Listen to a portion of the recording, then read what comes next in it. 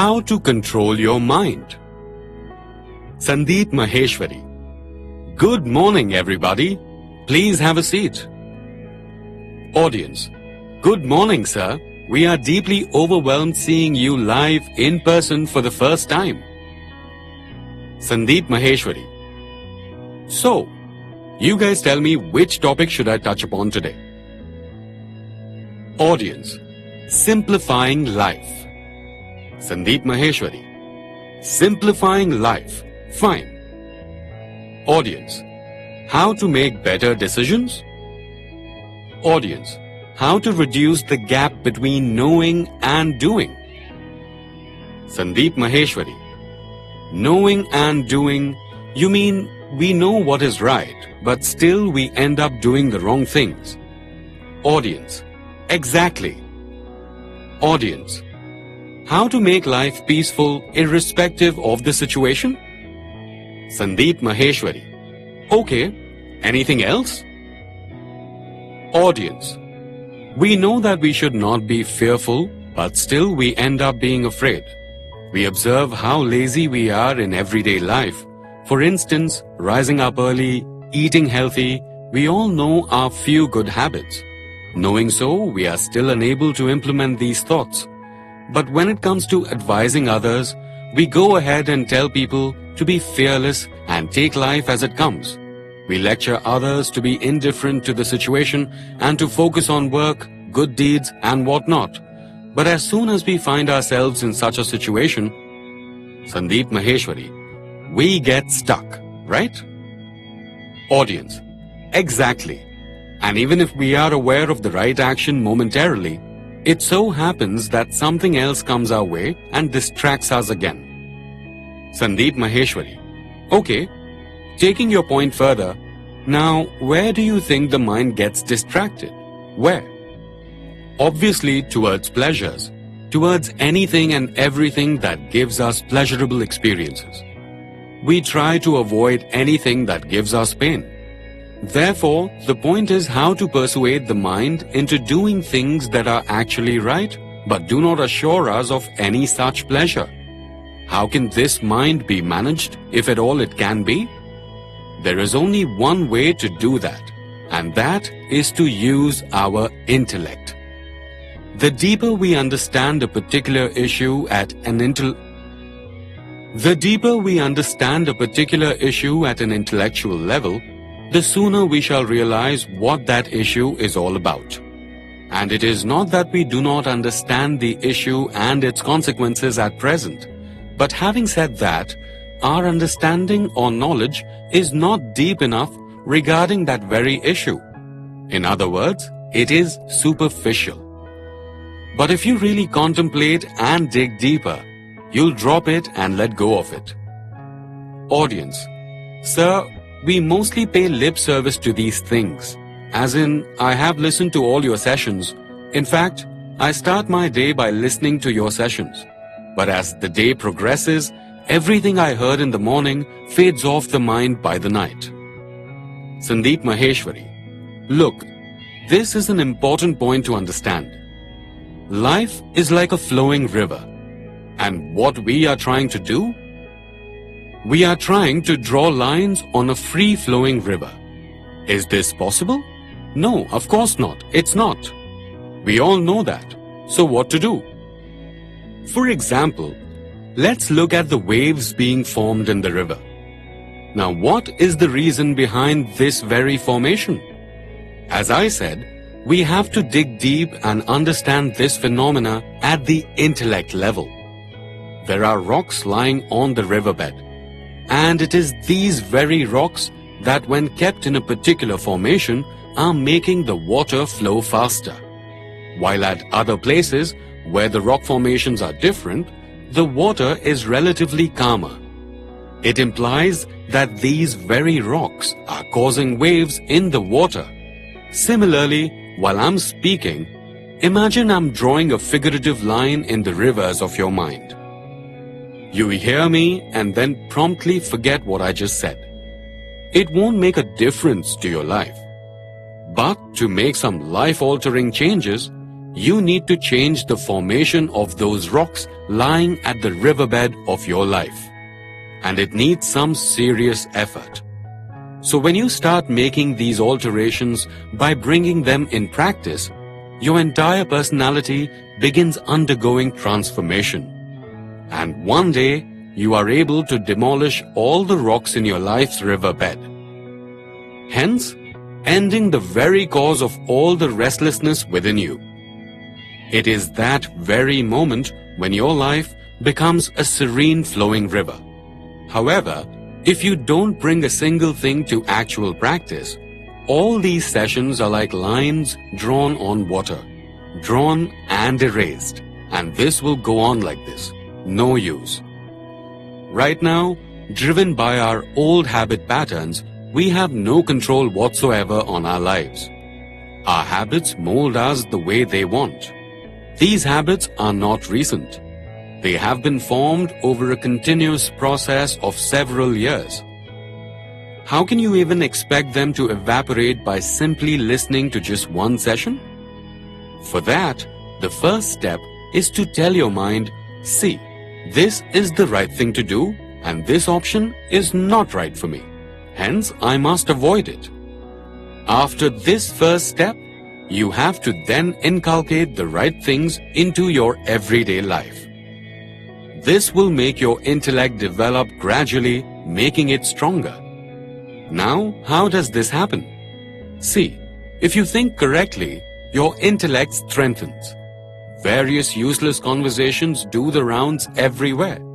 And it is these very baseless conversations that trigger the mind with even more wasteful thoughts day in and day out. These thoughts weaken our intellect, and in turn, our mind becomes powerful. It's this very mind that makes us drink alcohol, play loud music, dance like crazy, and then drive at 200 kilometers per hour. Is this not what people usually do?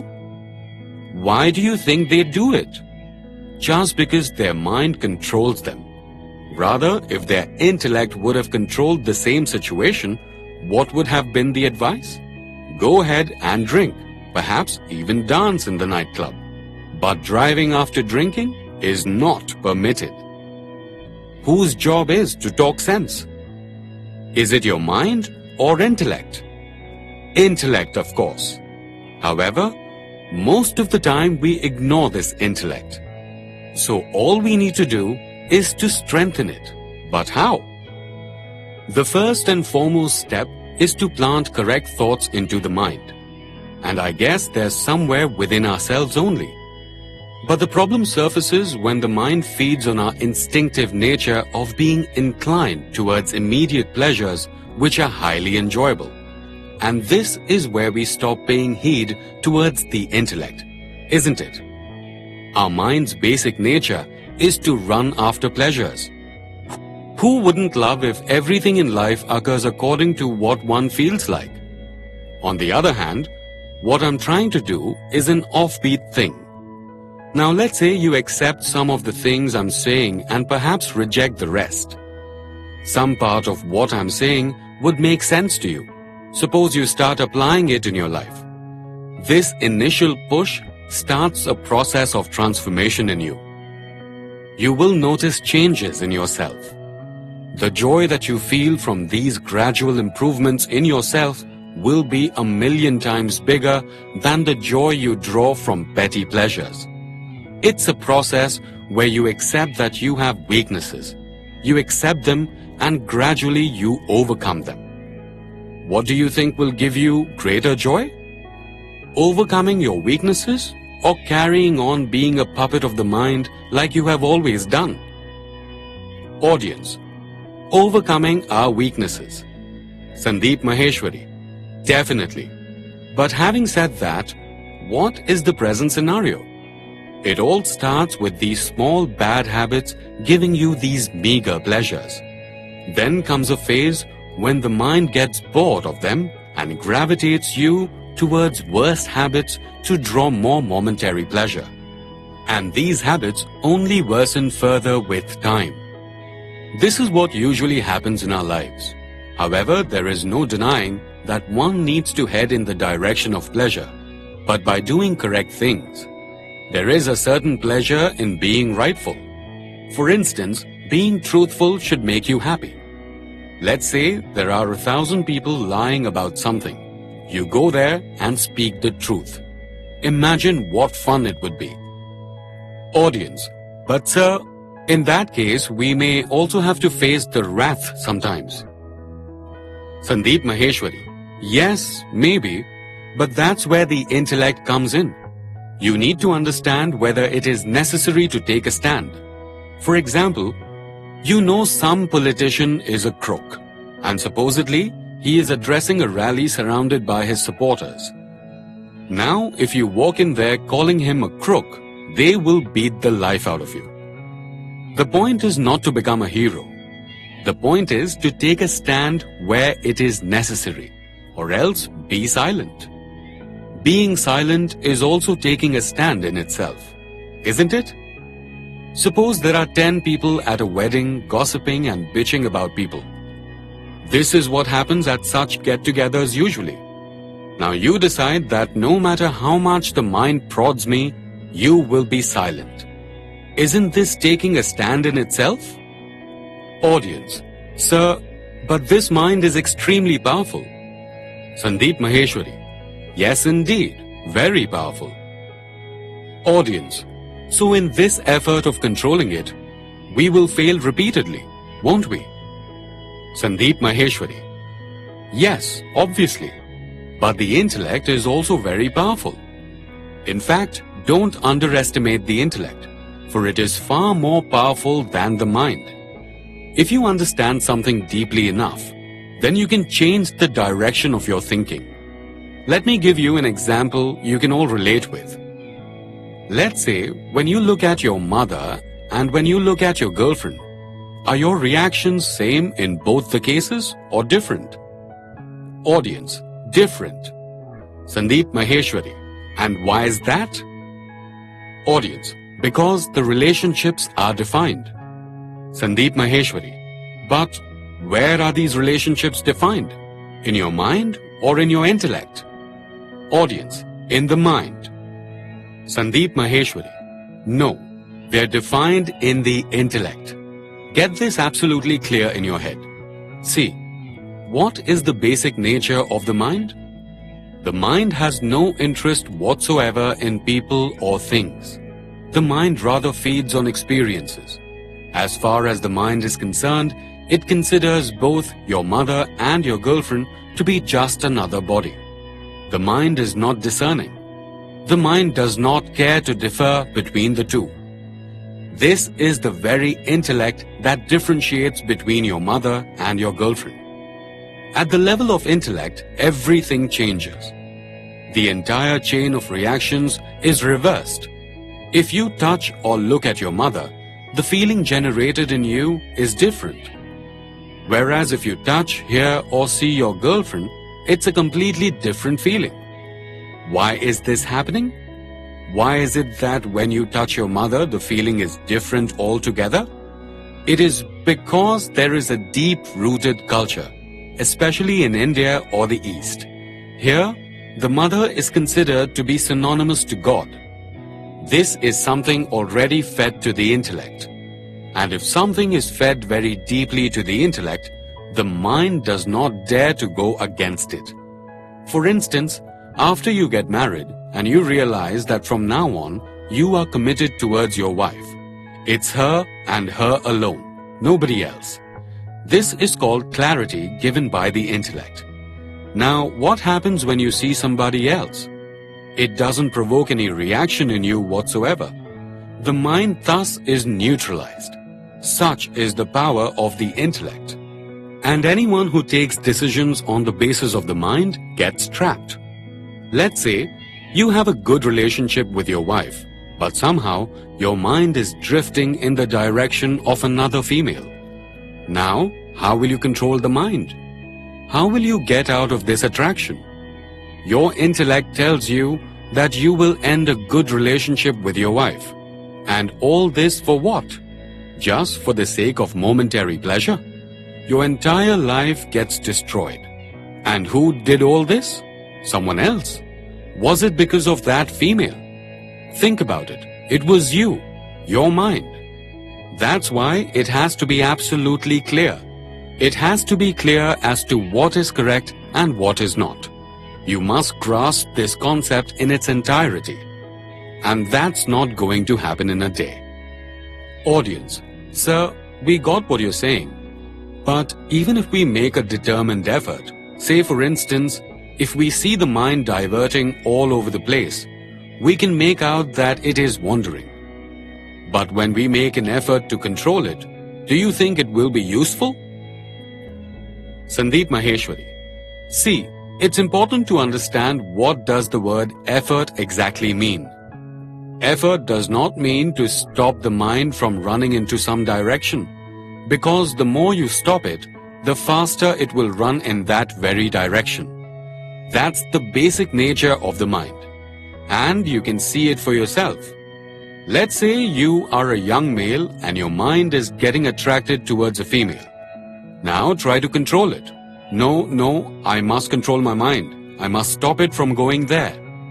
The more you stop the mind, the more it goes towards her, and most likely you will end up falling in love with that very girl. This is called misplaced effort. Effort must be in the form of wisdom, the intellect. The mind is running towards somebody, bringing the intellect into the picture. Bring in your understanding, your sensibility. Take it to the logical level of conclusion. Why to make your life so complex? Why to run after instant, short-driven pleasures? It's that simple. Audience, let's say I have decided to take fruits in dinner. My intellect has managed to explain to my mind that this practice is healthy for me. So I have been able to do that every day, but only for a few days. On say the 5th day, it is likely that my mind dominates my intellect and tells me it's time to take a break. So once again, I am back to normal and eating whatever I feel like. Sandeep Maheshwari.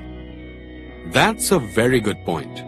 I myself have experienced all these situations in my life, so I can relate to what you are saying. Never try to completely oppose the mind until your intellect is powerful enough.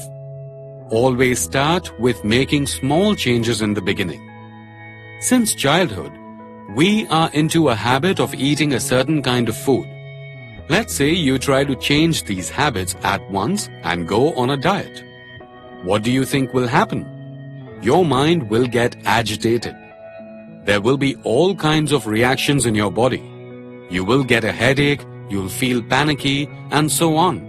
Ultimately, you will give up and eat anything and everything, isn't it? So, what is the way out?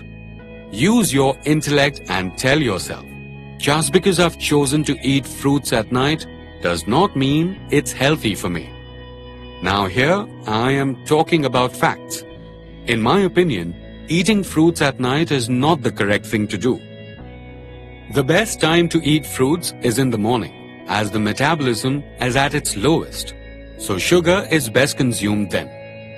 Now which side of me knows about all these facts? The mind or the intellect? The intellect, of course. If we talk about dieting, the golden rule is never make major changes in your diet.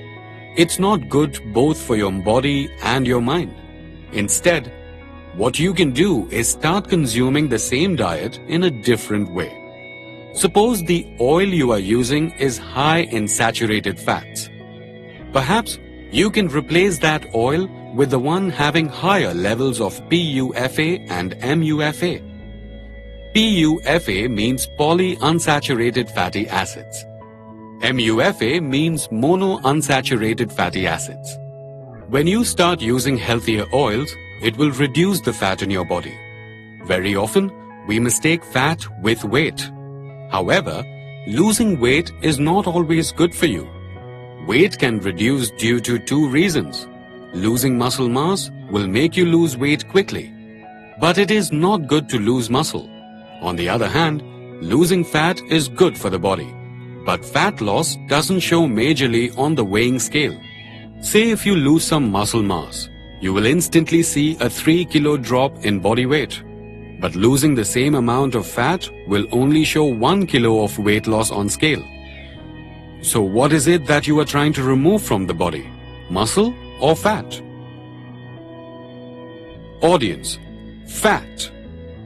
Sandeep Maheshwari: you have to remove fat and increase the muscle mass. You don't really know what is causing this weight loss.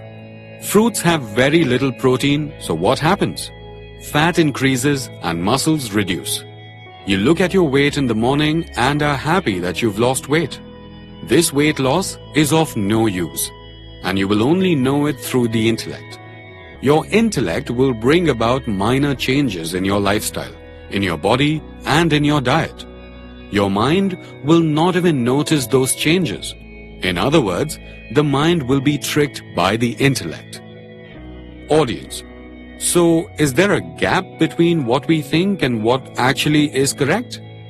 Sandeep Maheshwari: a huge gap. Audience: so what should one do in order to reduce this gap? Sandeep Maheshwari: sharpen your understanding. There are some issues where it doesn't matter whether you have a deep understanding or not. Let's say there are two political parties. Some think one politician is right, while others feel another politician is the right one. It will be a never-ending debate. But what's the point? If you ask these very people what they understand about their own body, whoosh, a big zero. This is called getting dragged away by the mind. They are using their intellect in things that are useless and thus a waste of time. Discussing all these subjects are a total waste of your intellect. This is how we deplete our energy. If you spend your intellect on the right things, the mind will be in control. Rather, you will not have to make an effort to control it. Do everything in a balanced manner. This is the only solution. Going to extremes is what makes us perish. The mind is very cunning. Everybody's mind. Not just yours or mine, but everybody's. We have to realize how tricky the mind is. And once we understand this, we can then control the mind. As soon as the mind tricks you, you can bring in your intellect and therein kick the mind away. Audience: then how should we train our intellect? How can we make it strong? Sandeep Maheshwari: good question. Just think, what is the food for the mind? Experiences. If you feed the mind with all the experiences that you feel are pleasurable, the mind enjoys them more and more. The mind constantly demands such experiences. In a way, it is addicted. If, for instance, today you took one peg of liquor, will your mind be satisfied with it? Yes, but only for that very instance. The next time, it will demand 1.5 drink, and then 2, 3, and so on. The more you will drink, the more it will demand. This is the very design of the mind's working. It does not care if the thing is right or wrong. The mind just seeks pleasure, irrespective of whether it is right or not. Facts, knowledge, and reasoning. What do you think my sessions are for? For your mind? Audience: for the intellect. Sandeep Maheshwari: they are for your intellect, exactly. Strengthen it. Look at the reality. Whatever task you are engaged in, be fully aware about it. People are rushing outside, wandering everywhere. Why? Because their mind drives them. This world is a huge marketplace. A place where to make money, marketers won't even think twice before selling you poison in the name of pleasure. And your mind will run for it without even thinking about the consequences. As long as it likes the taste and feel of it, the mind will literally feed on even garbage. So, the only savior is the intellect. And how to sharpen it? Right knowledge, in-depth information, knowing the difference between right and wrong. Thus, when we hear, read, understand, and think about the right things, and if we apply them in our daily lives, What do you think will happen? Will this strengthen the mind or will it sharpen the intellect? Audience, the intellect. Sandeep Maheshwari, exactly. The more powerful your intellect becomes, the greater control you will have over the mind and your life. To decode it further, the mind has 3 weaknesses. And if you are able to conquer these 3 one after the other, then you are the master and the mind is nothing more than your slave. The first weakness is when something good happens to you, something that you've been wishing for so long to happen. Let's say you've been planning about what you would want to do at your best friend's wedding. What would you wear? How would you dance? And then that day arrives. What happens at such situations? One loses one's control and gets carried away.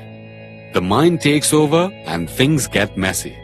Like a domino of mistakes, one after the other. You may have noticed how some people go crazy when they become mad with joy. People start talking insolently and regret their behavior later. Thus, the first weakness of the mind is becoming overexcited. Although getting excited is perfectly alright, but to be overexcited isn't. Keep a composed mind and stay balanced. This is the first art we have to learn. Second, imagine what you feel when something adverse is happening to you. What happens to our peace at that time? It starts wavering. We go crazy. We start getting irritated. Let's say your wife or girlfriend or your parents say something to you that gets you irritated. Or perhaps they are doing something you do not like. One way is to get angry and lose your calmness. But there's another way to approach it as well. Now you are looking at the situation calmly, without reacting in any way. You decide only after some time as to how you want to react. That too, only if it is necessary for you to react. Notice the difference between the 2 situations. In one case, you are genuinely angry and express it. In the second case, you aren't angry but acting as if you are. This means that you are able to understand that anger is rising within you. You are in control. You can see that sensation of anger coming and going. So if you are in control, you wouldn't label your feelings or sensations as good or bad, because you would be in complete control. It's your choice whether you want this sensation of anger to control you or not. A little while ago, I'd gone to a dentist as I had pain in my tooth. He said he'd give me an injection to sedate my mouth so I don't feel any pain. I asked him to go ahead without the injection. So he started doing his procedure, and of course, all of us know toothache is an intense one. It's very painful, but I wanted to see what happens. With childlike fascination, I was watching it, watching the whole process as it happens. Now what I noticed were several types of pain.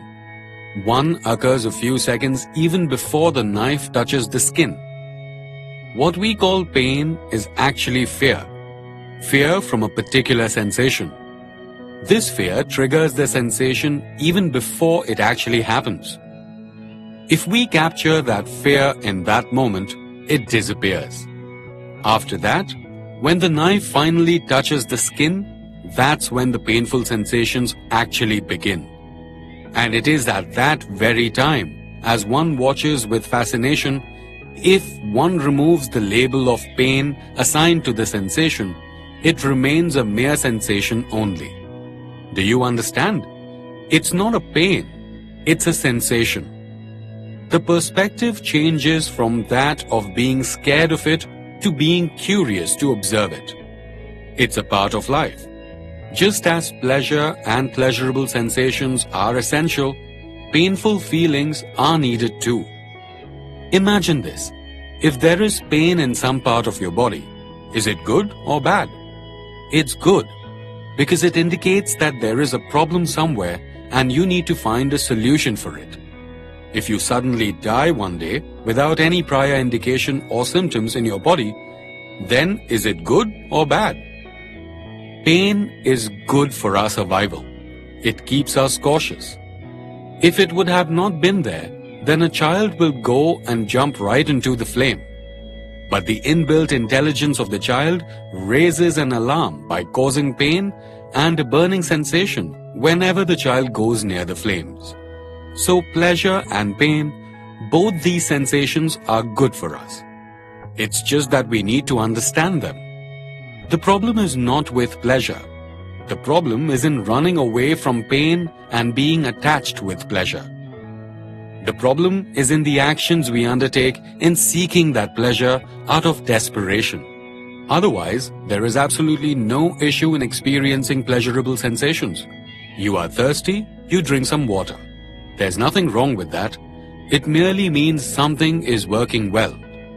Now, if you put chili powder in your eyes and they start burning, you're obviously doing something wrong. There's no point crying now. If you stop doing foolish acts, the pain will go away. It's that simple. Thus, if you are able to watch this process as it unfolds, then all that remains is a sensation. You can sit and observe very calmly as to what is going on. My mind is getting a danger signal, but my intellect tells me that this is not dangerous. It is in fact vital for my existence. If I do not get this signal, the problem will magnify. Hence, what I should tell my mind is, this sensation is not bad. It's good for the body that you are protecting. Incidentally, the suffering experienced by the mind is called by different names such as stress, anxiety, restlessness, or depression. On the other hand, what the body feels is described as pain. Neither of them is bad. Just as we spoke about it earlier, both suffering and pain are in fact good. Whenever your mind feels stressed, you realize that something is wrong, and hence you start feeling uncomfortable. Otherwise, there will be no stress. There is no such thing as suffering in this world. It's actually an illusion or our imagination. We have mistaken a lie for the truth, and this suffering is caused by ignorance. Otherwise, it is not possible and is completely illogical to be depressed. Alright, let's take one step forward. One can either feel extremely pleasurable sensations or extremely painful sensations, but only for a few minutes or seconds in a day. But what happens in the rest of the day? Nothing. Neutral. What should one do in those times? People are unaware of that. Understand carefully. When we are not doing anything, what are we actually doing? This is the biggest art. If you just sit quietly and even in that neutral state are feeling great joy from the inside, what do you think will happen to the stress in your life? Will it increase or decrease? Audience, decrease, of course. Sandeep Maheshwari, yes, it will almost be over. After all, what is all this stress about? We are not stressed about 2 square meals a day. The additional desires that we have cultivated over years cause this stress. This baggage of our position, reputation, fame, and whatnot. If we keep our life simple, there will be no stress. Sit calmly in a neutral state and feel the peace within you. Then you will be able to understand what it means to be absolutely content with yourself. This is the highest level of existence. All the other things are tools that help you to get to this state. Until you think deeply about life, you can't really reach there. If you sit down calmly, I can assure you that in a maximum of 5 minutes, you will get bored. You will always need something to do. And why is that? Ever thought about it? Either you seek something because you think it will give you a pleasurable experience, or you fear that what if you come across a situation that gives you a painful experience? Is there anything you can think of besides these 2 things? Both these things are temporary. They come and go. What is permanent? Out of 24 hours in a day, These two states remain only for a few seconds. But what occupies your time for the rest of the day? The neutral state. What is this neutral state? Have you experienced the sound of silence? Audience: yes. Sandeep Maheshwari. Now observe it closely and you'll understand what I'm saying. When there is neither a pleasurable nor a painful experience, what's there? One is your consciousness or yourself.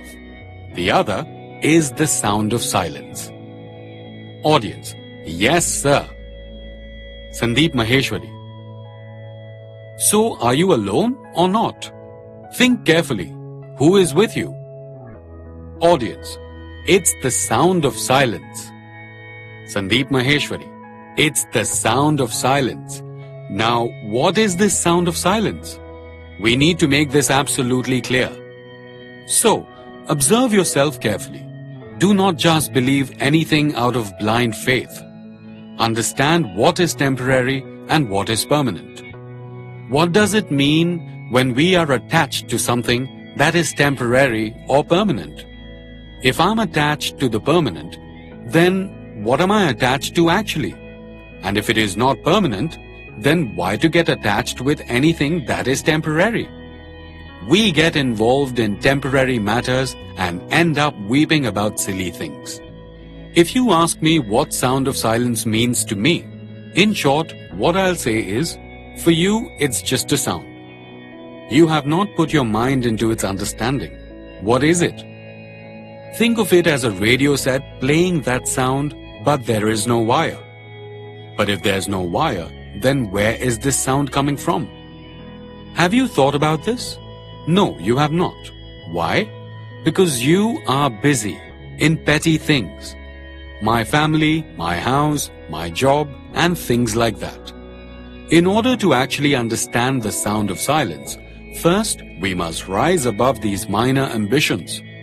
A man with an empty stomach cannot really think about all these things. Now let's say with smart work and focus, you set up a comfortable life. You've reached a certain level, what happens next? You'll still be unhappy. No matter how high you rise, you will always remain unhappy. Don't consider this to be a curse on you. It is reality. There will be a day when you will have to understand what this sound of silence actually is. There's no wire or anything like that, but I can still hear it. Not just me, but everybody can hear it. I can hear it without any effort on my part. Even if you ask a 5-year-old child, he can hear it too. He'll say he can. Where is this sound coming from? What is this sound? How is this sound generated? Why does this sound not die out? Every other sound in the world is dying, living and dying. But this one is not. Why not? Perhaps it is our lifeline. So if one day you understand this deeply, then it will be as important to you then as it is to me now. How important is it to me? Say, if somebody tells me that he would take away the sound of silence from us and pay us 100 crore in return, what would you say? Most probably, you'll happily give it up for a few thousand rupees. Let go of 100 crores. This is your situation.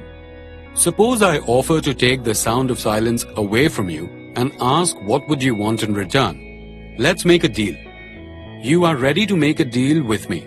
You'll ask me for something or the other, and what exactly that thing is would depend on your situation. Suppose someone is married for a long time but are not able to conceive a child. What would they say to me? They would say, all we want is a child. Take away the sound of silence from me and just pray for a child to me. Isn't it? Someone will ask for a suitable life partner. Someone else might ask for a degree, say a doctor's degree. But whatever be the thing, you will take it in return of the sound of silence. And me? What will I say if you give me this offer? If you tell me, Sandeep, take everything, money, name, fame, relationships, your body, or whatever you want. Now, will you give me the sound of silence? My answer, no. Nope, I will not give it up. So when you fall in love like this, with that which is permanent, what's the problem? Is there any problem at all? With whom are you in love with now? Objects, people, some experiences, whom? Are any of these things going to stay the same? No, not at all. On the other hand, is the sound of silence going to change? Definitely not. So, who am I in love with? That which cannot be changed by the greatest of forces in the universe. Something that cannot be taken away from me. And who are you in love with? That which cannot be saved by the most powerful of forces. The moment you understand this, you will be liberated from all kinds of suffering. If you really understand what I'm saying, then you are a king, even if you are a pauper in the eyes of the world.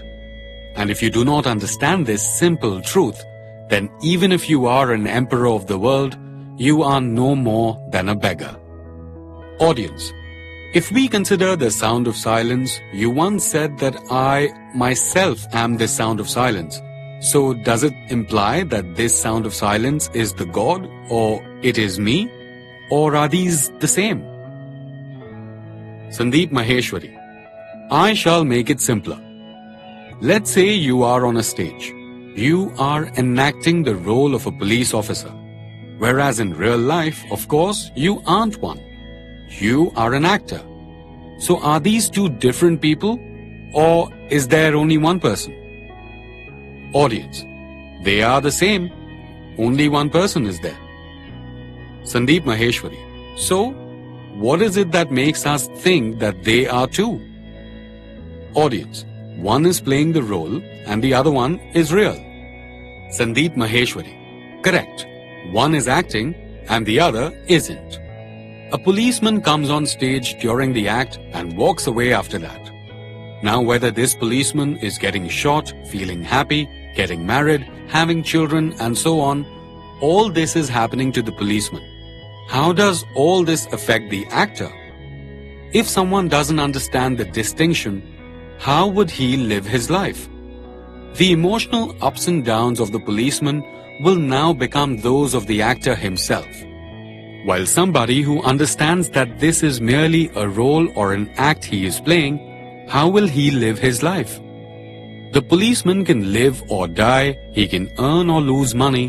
What difference does it make to the actor?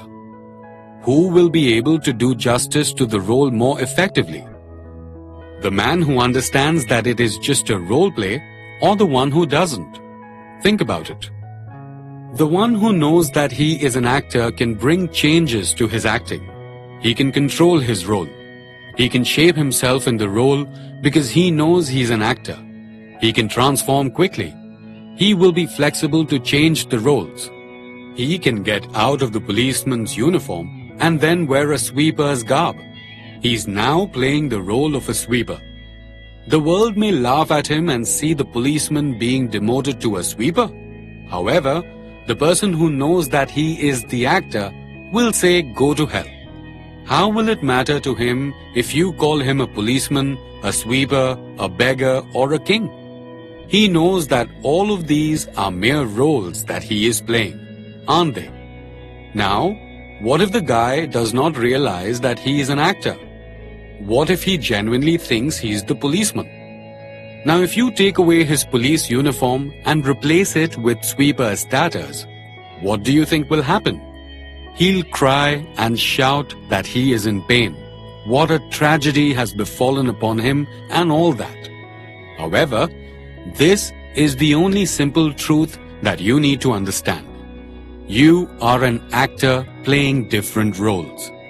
This will give you the wisdom to look at your problems objectively, being detached from every role you are playing. Audience, as you also explained earlier, we consider ourselves to be a wave, but we actually are the water itself. And the water is like the sound of silence, always flowing, always the same.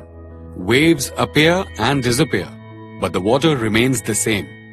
Similarly, the sound of silence remains the same.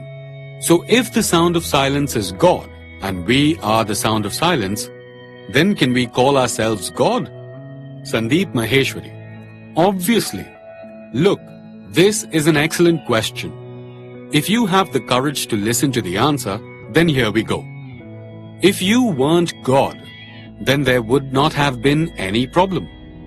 Imagine if somebody else would have been God. Would he or she ever let you be in trouble?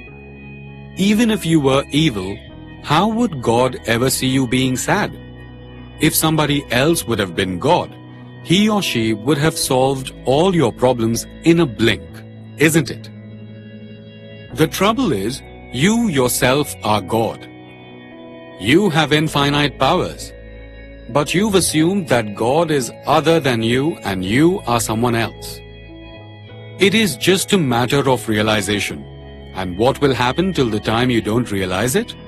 The God who has infinite powers will continue to act through this body which is finite.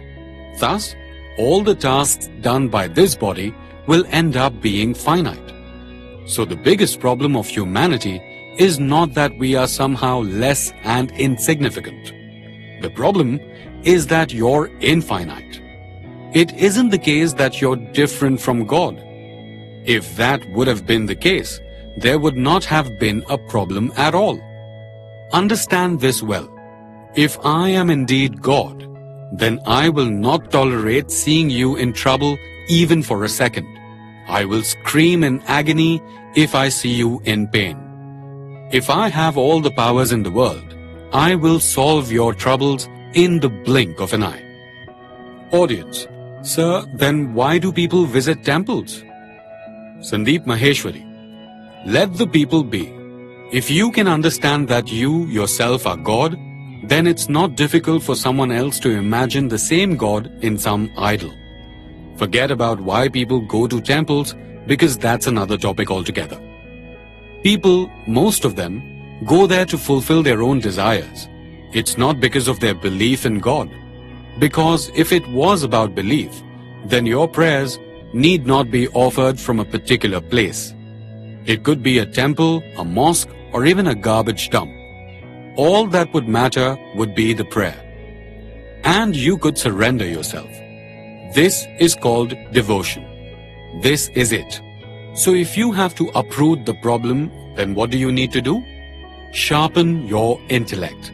How will that happen? Live in this world and act wisely.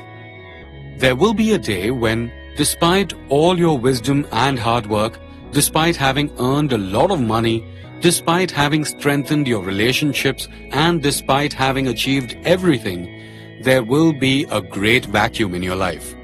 I can predict this because I have been through all these stages myself. You will be unhappy then. It is that very day when you will be needed to call upon all your wisdom and ask yourself, despite having achieved everything, I'm still unhappy. What's wrong? Who am I? And the day you ask this question to yourself, the game will begin. Namaste.